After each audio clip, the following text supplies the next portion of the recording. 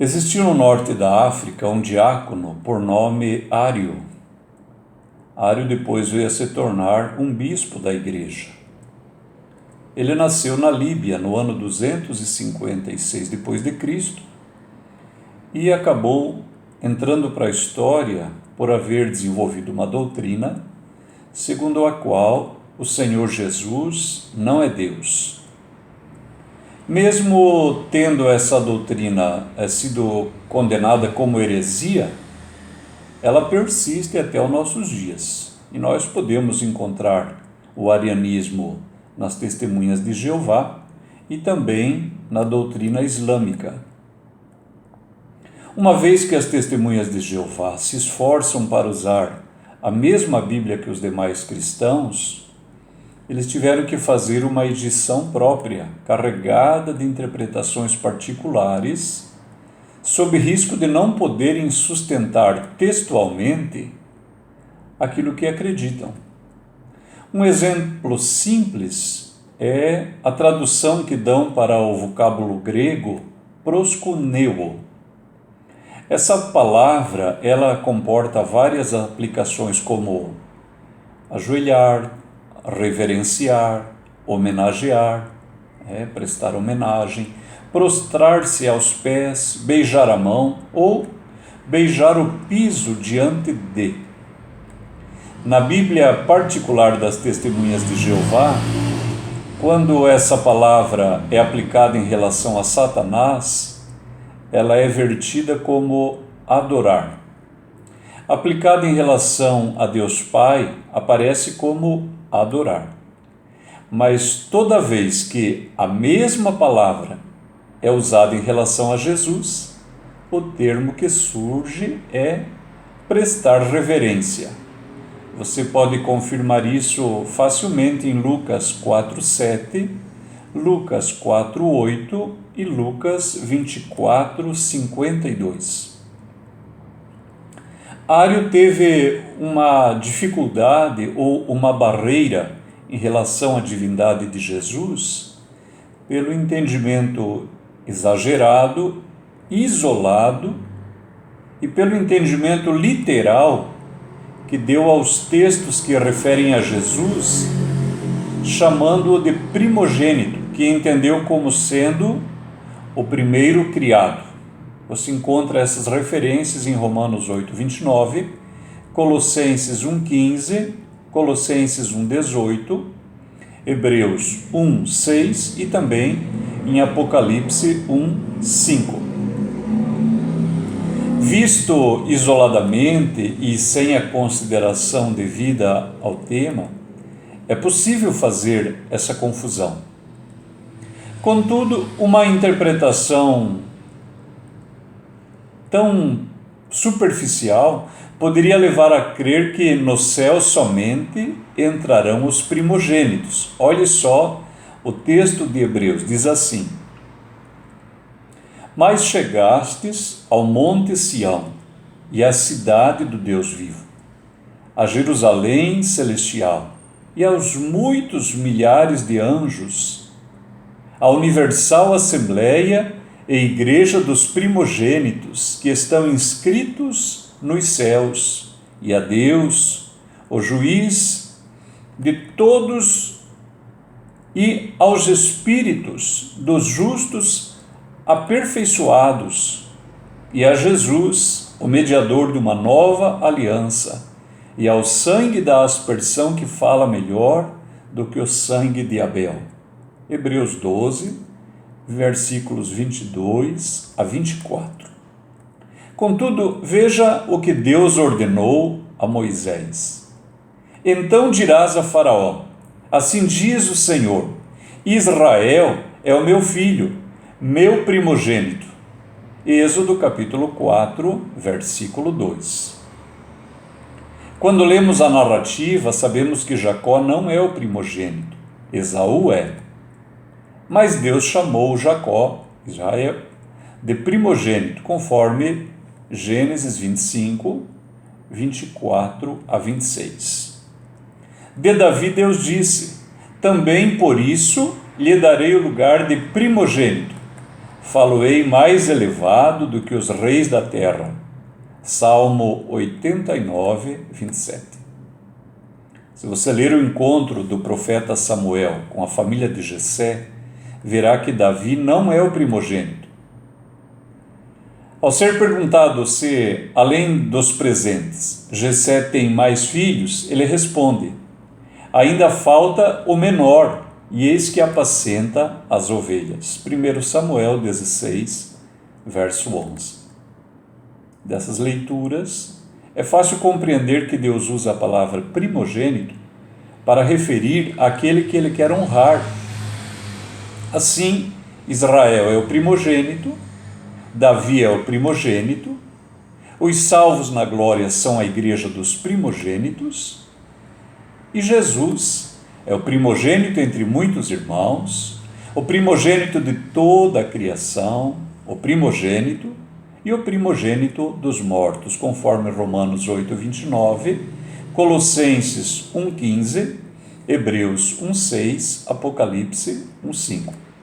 E diz assim o texto de Colossenses 1, 18: e ele é a cabeça do corpo da igreja.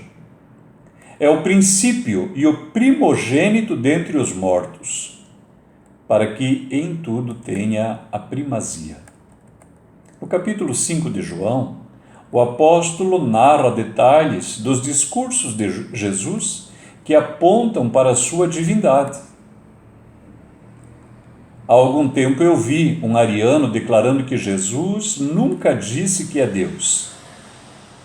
2000 anos depois de sua vida entre nós, como Deus encarnado, há quem tente ainda negar a sua divindade, mas as pessoas que o ouviram pessoalmente entenderam que era justamente isso que ele estava dizendo. Veja só. Por isso, pois, os judeus ainda mais procuravam matá-lo, porque não só quebrantava o sábado, mas também dizia que Deus era seu próprio Pai, fazendo-se igual a Deus. João 5, 18. Ou seja, as pessoas que o ouviram entenderam claramente que ele estava declarando a sua divindade, e por isso alguns quiseram matá-lo. Depois de se declarar Deus como Pai, o Senhor Jesus acrescenta: na verdade vos digo que o Filho por si mesmo não pode fazer coisa alguma, se o não vir ao Pai, porque tudo quanto ele faz, o Filho o faz igualmente. João 5, 19. Aqui o Senhor faz uma declaração de agir conjuntamente com o Pai. Antes ele já havia dito que o Pai trabalha até agora e que ele trabalha também. Agora acrescenta que o trabalho é em união. Não somente isso, mas que assim como o Pai ressuscita os mortos e os vivifica, assim também o Filho vivifica a quem quer. João 5, verso 21. Na sequência, revela que o Pai entregou ao Filho o poder de julgar. João 5, 22. Por causa disso, o Pai e o Filho devem ser honrados. Quem não honra o Filho, não honra o Pai que o enviou. João 5, 23. Na verdade vos digo que quem ouve a minha palavra e crê naquele que me enviou, tem a vida eterna e não entrará em condenação, mas passou da morte para a vida. João 5, 24. Expandindo o pensamento, Jesus acrescenta que ouvir a sua palavra e crer no Pai resulta em salvação. Em João 17, 17, na chamada oração sacerdotal, o Senhor declara que a palavra é do Pai. Aqui ele diz, a minha palavra. Essa fala de Jesus concorda com o que ele dirá mais adiante. Examinais as Escrituras, porque vós cuidais ter nelas a vida eterna, e são elas que de mim testificam. João 5, 39. Notem que a palavra do Filho é a palavra de Deus, e que a palavra de Deus dá testemunho do Filho. O apóstolo Pedro entendia que a vinda de Cristo e a restauração de todas as coisas era um tema já adiantado pela boca de todos os santos profetas, conforme Atos, capítulo 3, 19 a 22. Ao fechar esse discurso, o Senhor Jesus declara: se vós cresces em Moisés, creríeis em mim, porque de mim escreveu ele. João 5, 46. Essa declaração aponta para o dia em que Moisés profetizou: o Senhor teu Deus te despertará um profeta do meio de ti, de teus irmãos como eu, a ele ouvireis. Deuteronômio 18, 15. Portanto, compreendemos que nesses versículos, Jesus declarou a sua divindade. As pessoas que o ouviam entenderam exatamente isso. O Filho faz o que o Pai faz. O Filho e o Pai têm o poder de ressuscitar. O Pai deu ao Filho o poder de julgar. O Pai e o Filho devem ser honrados. A palavra de Jesus e a palavra de Deus são uma só, e o tema central da palavra de Deus é o Senhor Jesus Cristo. Após declarar que havia um mistério nas Escrituras, Paulo diz que esse mistério é a vontade de Deus de tornar a congregar em Cristo todas as coisas. Efésios 1:10. Podemos encontrar a presença de Jesus já no primeiro versículo das Escrituras, quando a narrativa diz: no princípio criou Deus os céus e a terra. Gênesis 1:1. Erich von Däniken, em seu livro Eram os Deuses Astronautas, faz uma tradução literal do vocábulo Elohim, vertido como Deus para as línguas ocidentais. Ocorre que no hebraico, o sufixo rim indica pluralidade, donde concluiu que Elohim indicaria a existência de deuses. Contudo, essa ideia não se sustenta à luz das demais partes das Escrituras. Ocorre que a própria Shemá declara que existe um único Senhor. Diz assim: ouve, Israel, o Senhor nosso Deus é o único Senhor. Deuteronômio 6, verso 4.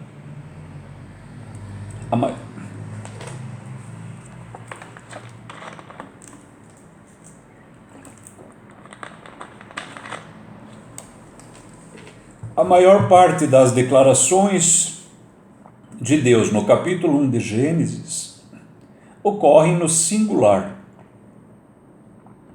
Mas na criação do homem, o discurso se modifica. E disse Deus: façamos o homem à nossa imagem, conforme a nossa semelhança, e domine. Gênesis 1, 26. Mas não é só isso.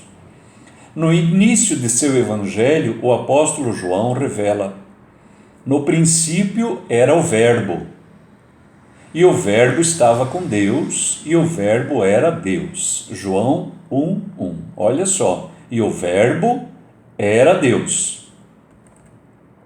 Aqui os herdeiros da doutrina ariana tiveram um problema outra vez, já que o apóstolo disse que o Verbo era Deus e que o Verbo se fez carne e habitou entre nós. E vimos a sua glória como a glória do unigênito do Pai, cheio de graça e de verdade. João 1,14.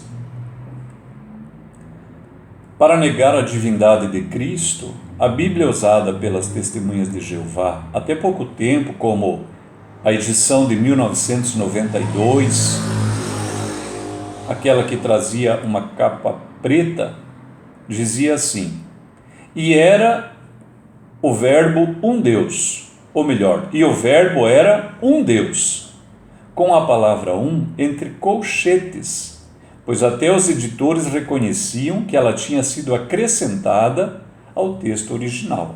Se você tem uma Bíblia dessa edição de 1992, das Testemunhas de Jeová, você pode confirmar isso que eu estou falando na página 1548. Contudo, agora eles passaram a usar uma nova tradução particular, de cor prata, onde esse detalhe um entre parênteses ou entre colchetes saiu do colchete, assumindo decididamente a adulteração. Por isso, assim como a doutrina islâmica, a doutrina das Testemunhas de Jeová anuncia um outro Cristo, um Cristo criado, que não é Deus e que, por isso, não deve ser adorado. Esse é um dos motivos por que a Igreja de Jesus não comunga com a doutrina e a fé dos islâmicos, e nem com a doutrina e a fé das Testemunhas de Jeová. Ocorre que cremos integralmente no livro da Revelação, onde o próprio Senhor Jesus diz: fui morto, mas eis aqui estou vivo para todo sempre. Apocalipse 1, 17. No capítulo 1 de Apocalipse, o Senhor Jesus se apresenta com uma grande variedade de detalhes. Ao longo do livro, quando ele surge na narrativa, algum desses detalhes é usado para que ele seja reconhecido. Quando ele diz, fui morto, está revelando um detalhe pelo qual deverá ser reconhecido no futuro. No capítulo 5 podemos ler, ao que está assentado sobre o trono e ao Cordeiro, sejam dadas ações de graças e honra e glória e poder para todos sempre. E os 4 animais diziam, Amém, e os 24 anciãos prostraram-se e adoraram ao que vive para todos sempre. Apocalipse 5, 13 e 14. Como vimos, o texto está falando de Jesus, porque se você for ler nos versículos anteriores, encontrará a expressão que foi morto. Então, a adoração foi dada ao que está assentado no trono e ao Cordeiro, isto é, Jesus. Então lembre-se, quem não honra o Filho, não honra o Pai que o enviou. Mas quem crê nas palavras de Jesus e crê em Deus, tem a vida eterna.